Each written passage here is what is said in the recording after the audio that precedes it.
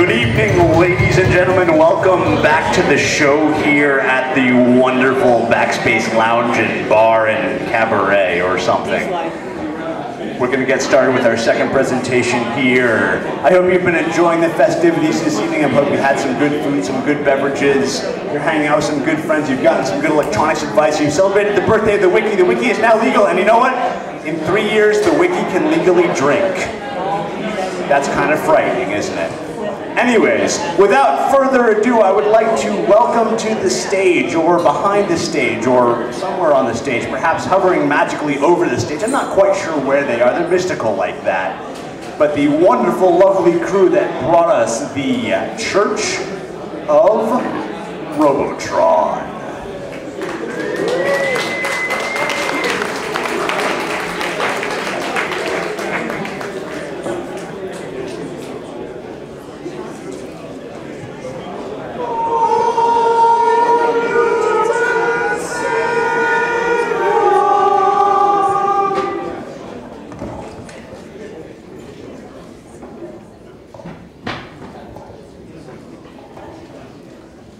Members of the human family, by your presence at this Church of Robotron sale meeting, I gather you are at least curious about the impending destruction of our race and would like to know a little more about the agents of our extinction, the Robotrons. We know from the first writings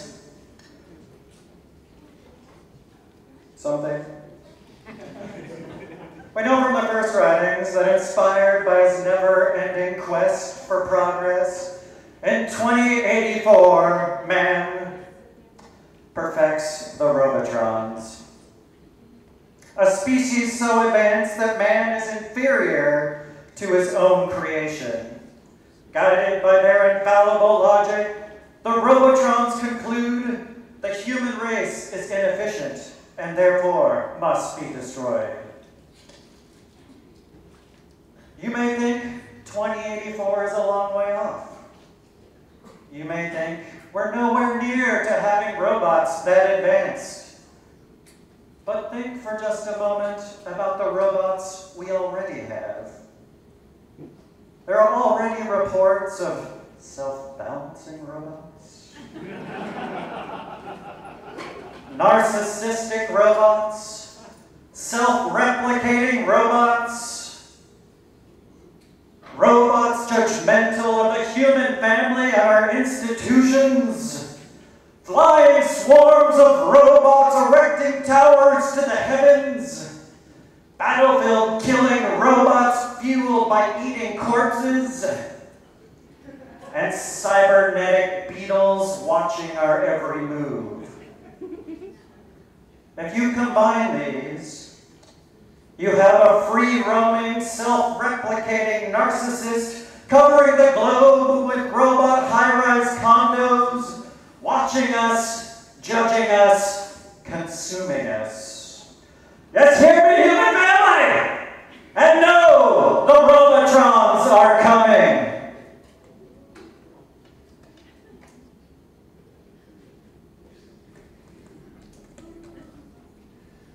Developed by Eugene Jarvis and Larry DeMar, Robotron 2084 is perhaps the finest video game ever designed.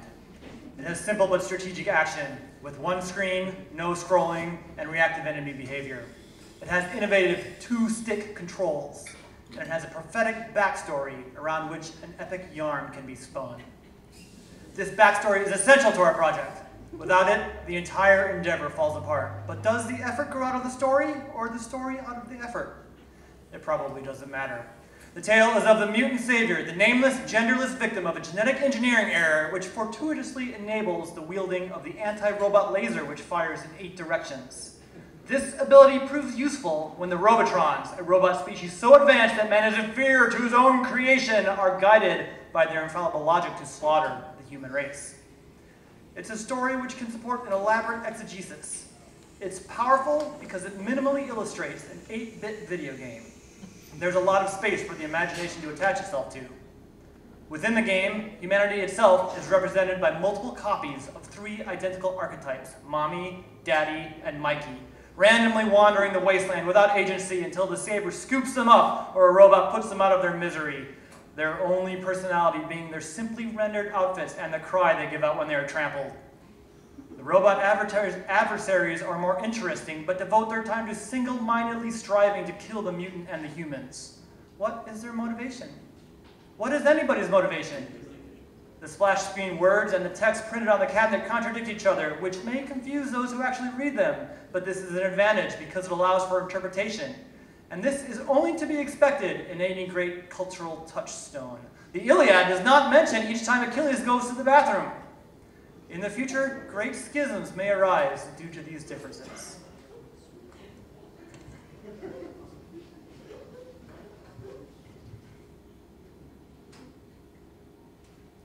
Yes, the Robotrons are coming, but just as the first writings prophesied of Robotron's arrival, so too do the first writings tell of our salvation. You are the last hope of mankind. Due to a genetic engineering error, you possess superhuman powers. Your mission is to stop the Robotrons and save the last human family. Mommy, Daddy, and Mikey. Yes, the mutant savior will arrive to save the last human family, but how? The writings say, due to a genetic engineering error. Due to an error, we get our salvation. Hubris brings our destruction in the forms of the Robotrons, and error brings our salvation in the form of the mutant savior. Since we don't know what error brings about the mutant savior, we must err in all things. We err and encourage others to do likewise. This is the doctrine of error. What is the Church of Robotron? The Church of Robotron started as a project paying homage to Robotron 2084 with a game cabinet that would require the player to kneel in appropriate deference to the mutant savior while playing. The opportunity arose to greatly expand the church at Tour Camp 2012. The Tour Camp organizers provided a monetary grant and a 20-foot diameter geodesic dome to house the church, complete with dirt floor and no electricity. The dome was appropriately covered with a military surplus cargo parachute left over from the era before the robot apocalypse. While the parachute did little to block light, it also provided minimal protection from rain and did nothing to dampen sound. Fortunately, the mutant savior smiled upon our efforts, and there was little or no precipitation. Also, the church was open only at night, and we had large speakers. The guiding purpose of the church and its acolytes is to find the mutant savior by testing as many candidates as possible. A lighted totem pole and speakers playing continuously looped sermons drew in candidates for testing. We divided the dome using black sheets gathered from the charred ruins of society, Goodwill, into a central nave with altar and a reading room to the side.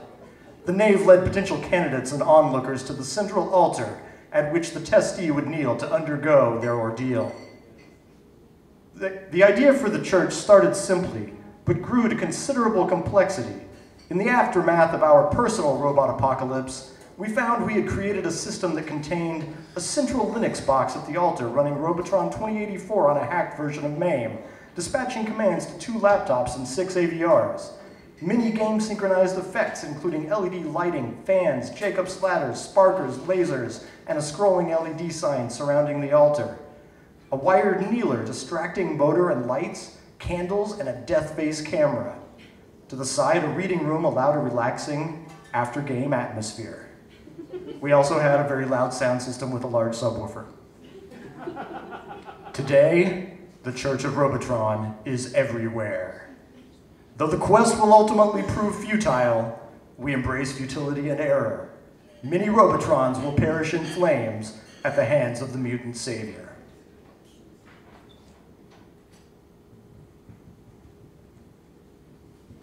So after entering the dome, the first thing a potential test subject would see was the altar itself. The altar was a mostly sturdy wooden box, painted olive drab to look a little bit military surplus. At the base of it was a pressure-sensitive pad that they would kneel upon as they played the game. Just above that, a start button was placed in the center of the altar, and at the top was an opening that contained the controls. The controls were two 8-way X-Arcade joysticks. They were hooked up to a Teensy running a USB keyboard program. We suspended the monitor above the altar. This served a couple of purposes, mainly to allow freedom of movement during play. We didn't want people to be knocking over the monitor or worry about shaking it so much that it was unplayable. The second was that it had a nice effect for most players in that they were looking a bit towards the heavens as they were playing. Directly under the monitor, the top of the altar, was where we mounted the camera for the death face pictures, and around that there was adequate room for us to provide candle offerings to our mutant savior, in the hopes that a test subject would approach the altar for the first time, take a candle, add his own personal offering, and take up the two 8-ways and attempt to save the last human family.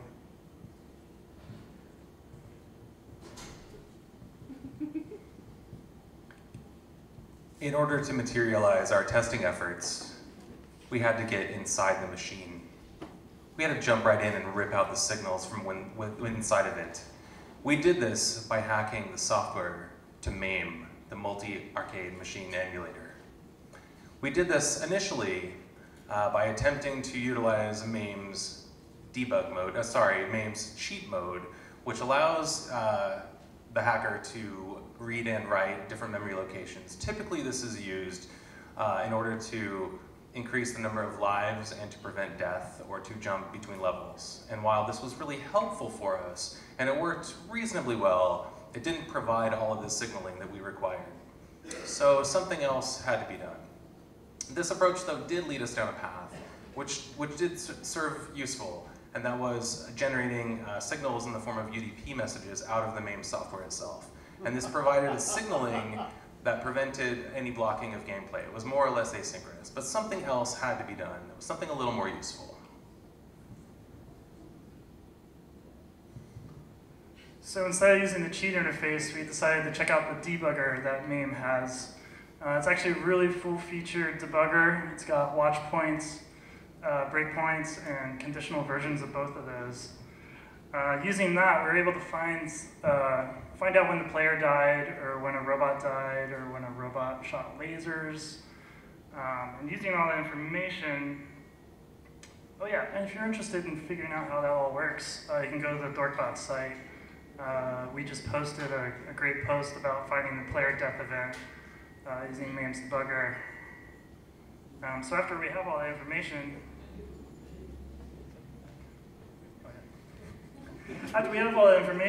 we need to expose that to the world, so we ended up using UDP packets from the MAME debugger, like Jason mentioned, and we wrote a piece of software called the dispatcher, which would take these UDP packets and send it to all 6 AVRs that we had. And the packet was very simple. It just said, event, and then on or off, and then if the AVR was interested in that packet, it would do something with it, which allowed us to avoid routing issues and UDEV rules. Finally, the dispatcher took pictures of the players' faces when they died. We were hoping to find them doing stuff like this. And we used these death faces for the scoreboard.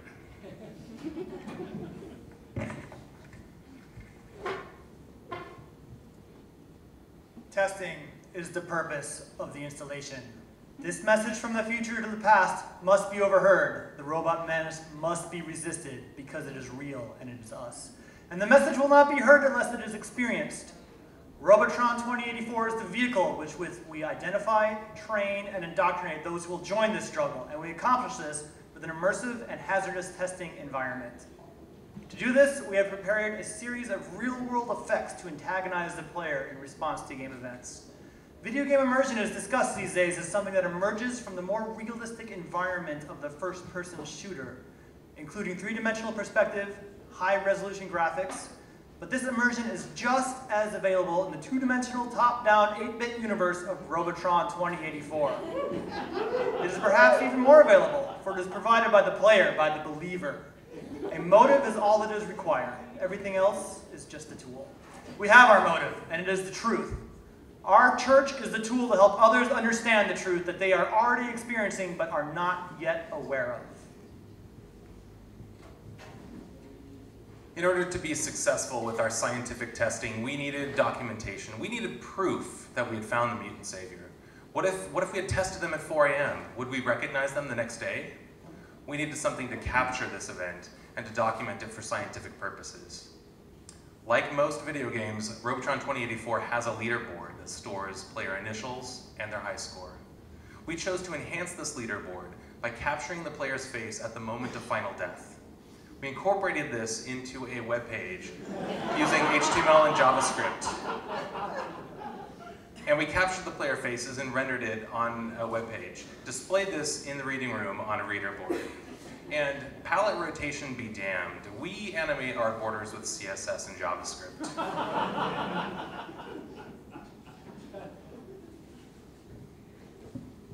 In addition to candlelight, the altar room was illuminated with rope lights triggered by relentless game audio, as well as Michael Hansen's super bright LEDs.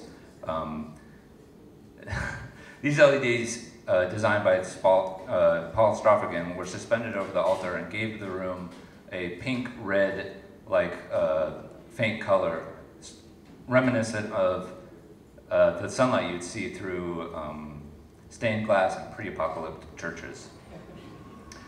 The kneeler attached to the altar contained a Dance Dance Revolution pad connected to a teensy. The teensy would sense when a user would kneel and trigger a pure data patch to fade the lights for better testing focus. Along with the death face photo capture, the final death event triggered a death face enhancing light blast in the testee's face. This flash was triggered by the dispatcher via the same pure data patch.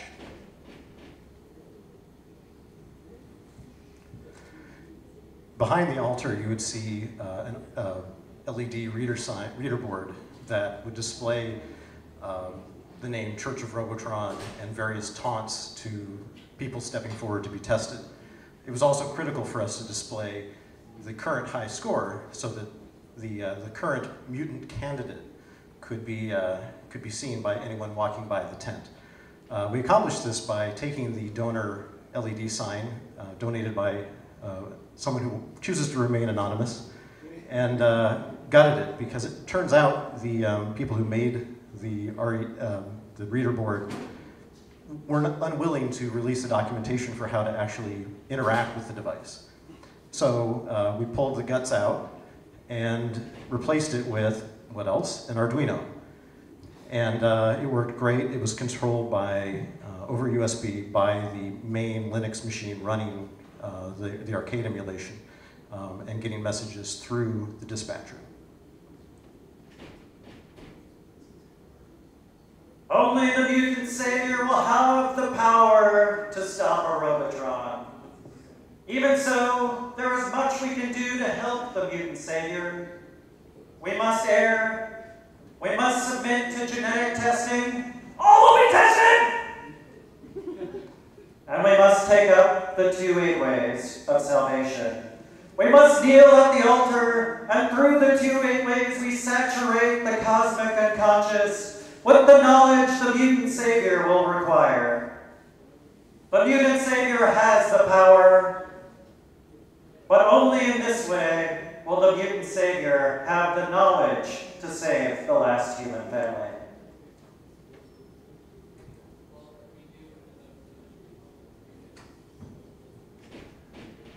To drive home this experience to the player, we had several effects, some of which we've mentioned. Some others were fans that would blow in the player's face as the mutant was moved. We had a smoke machine that would ooze horrible stenches into the dome as the game was playing, made it an uncomfortable location for humans and machines alike. We had a flapper motor that would flop around near the player's hands whenever a humanoid was killed to bring home the message of the importance of saving the human family. And we had some high voltage arcs and Jacob's ladders sparking in the background. These were running on a science fiction kind of cheesy pattern that you see whenever you see a malfunctioning machine in science fiction movies. And these were very hazardous sparks that would kill you if you were to touch them, but they were shielded away from the player. At the same time, we had a simulated arc near where the player's hands were in the niche of the alcove and other near locations that was sparking in the same pattern. We didn't want to actually kill the player, but we did want to make them sense the awareness of their situation.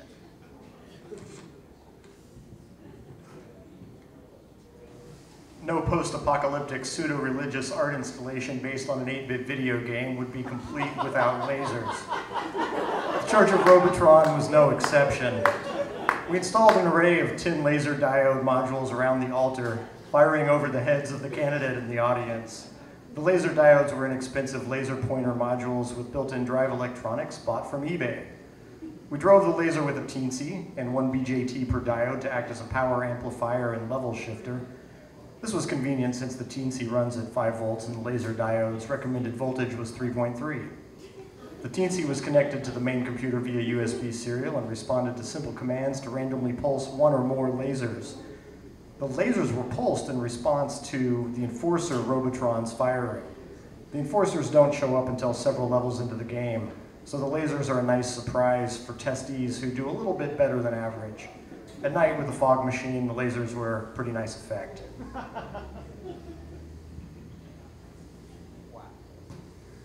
The church's humanist reading room gave testees solace from the hostile environment of the altar room. There was dim mood lighting, piles of literature, chairs, pillows, a dead robot guy, pre-apocalyptic technical artifacts, a display of the leaderboard, and a relentless randomized screening of sermon videos. Here, testees could relax and reflect on their score, watch a sermon, or read some of the literature, which we'll talk about later.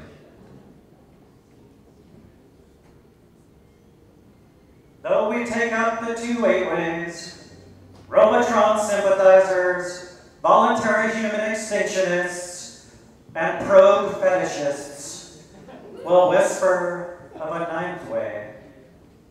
The 9th position, neutrality, nothing, pacifism.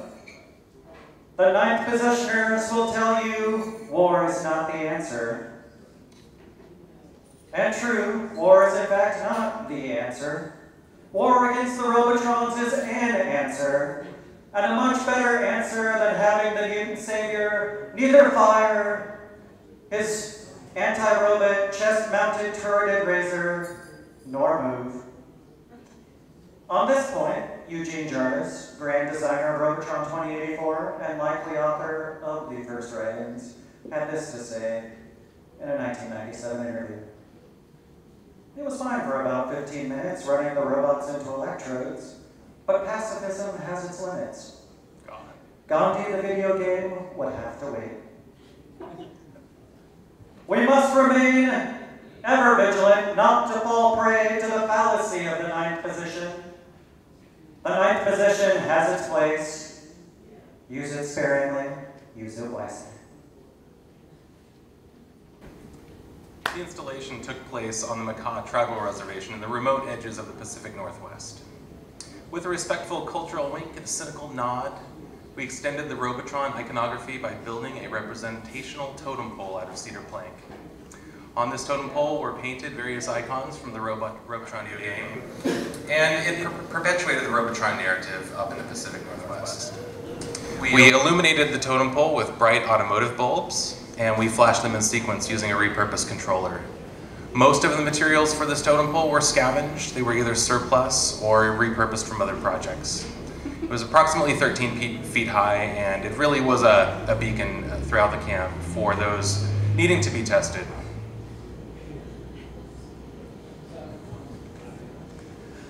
Well, we're running a religion here. We're not just scaring people and letting them go on with their lives. We have a limited number of years before we all get herded into the meat camps, and everyone who kneels before the altar just to go home and plug in the new solenoid-controlled homeostatic toaster is part of the problem. So we commissioned the most pervasive artists and writers to create Robotron fan fiction and illustrations, and everybody who didn't pick up some of our literature off of our rack had a copy pressed into their hands with a heartfelt lecture. We brought some here, and you will take some home too.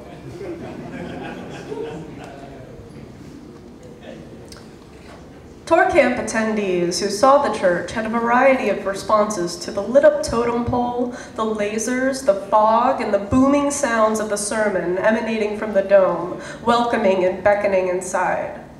Once inside, their senses were overwhelmed with a cacophony of noise and lights. Attendees felt immersed in the environment and spent time exploring all the details of the installation. People were impressed with the fully realized aesthetic of a post-apocalyptic church. Some saw the church as a joke or as possibly an ironic manifestation of a cult. They were angered by the power of the sermon, preaching to them truths they did not want to hear. The church utilized its propaganda effectively. Word spread through the camp by way of literature, stickers, and proselytizing, and each night more potential mutant saviors came to the dome, intrigued and eager to be tested. The church introduced Robotron to a wide audience, many of whom had never heard of the game before. It also gave those familiar with the game an opportunity to experience it in a very unique setting. People learned to embrace the error. Dying early and often was a common experience, but most kept coming back again and again, drawn to the dome and all that it offered. By the end, many became attached to the ways of the game as well as to the ways of the church. People became emotionally invested in their high scores, and they tracked themselves on the leaderboard to watch their progress. One person went so far as to use an Arduino LED shield to broadcast his high score, trying to show everyone on his belt buckle for all to see. There was also a party truck in the shape of a castle that drove around the perimeter of the camp every night, depositing very intoxicated attendees in front of the church for ease of testing. The question posed to them echoed throughout the camp.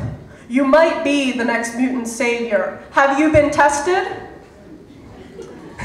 The church and its message were picked up by a few media sources, and it made its way onto the most write-ups about the camp. In the end, many were tested, but a mutant savior, unfortunately, was not found. The search continues. Futility! Futility! The way of the Church of Robotron is found in futility. The Robotrons, and perhaps even other humans, will tell us resistance is futile, and they will be right. Know that despite all you have heard tonight, the mutant savior will fail. The Robotrons will self-replicate faster than the mutant savior can regenerate. And the Robotrons will destroy the mutant savior. And shortly thereafter, destroy the last human family. Yes, the mutant savior will fail. Resistance will be futile. But even futile resistance is worthwhile. This is the doctrine of futility. Thanks to the mutant savior, for some length of time, days, years, or generations, the human family will be free from the bonds of the Robotrons, and though the mutant savior will fail, I claim we will find this resistance, long or short, to be worthwhile indeed. Oh, mutant savior.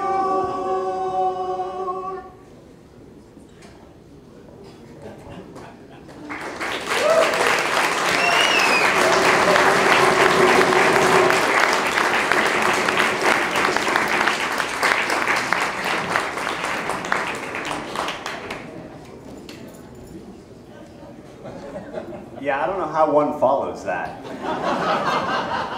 Wow, it's pretty futile. It's a kind of a lost cause there.